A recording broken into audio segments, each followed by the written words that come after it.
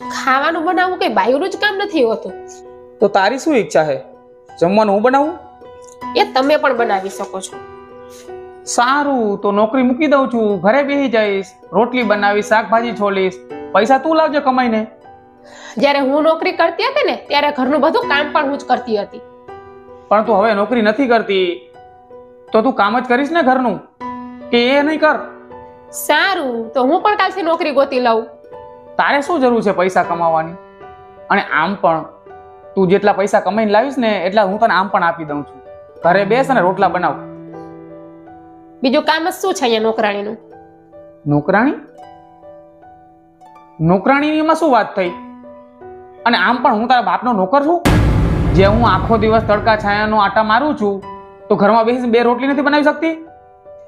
આમ પણ તારે કરવાનું શું હોય છે? ઘરમાં બેસીને 2 રોટલી તો બનાવવાની હોય છે. રોજ બનાવું તો છું જમવાનું, બસ ખાલી આજ એક દિવસ તમને મદદ કરવાનું કીધું હતું. મારાથી ખબર છે ભૂલ શું થઈ ગઈ? લવ મેરેજ કરી લીધા. અરેન્જ મેરેજ કર્યા હોત ને તો આ પ્રોબ્લેમ જ ના આવત. નફરત કરી હોત ને તો સારું હતું. શું સંભળાણું નહીં મને હરખું?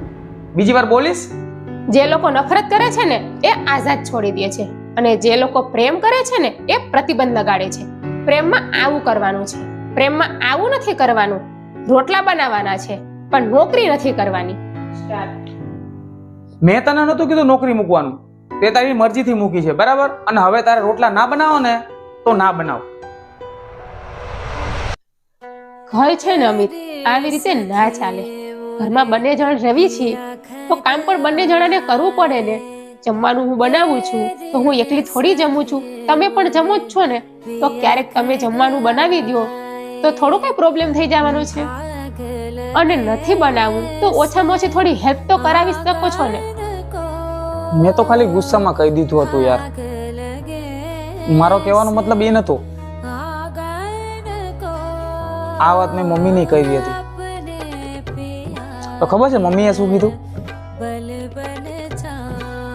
સાંભળ. બેટા, આ વાત તો તારી ખોટી છે.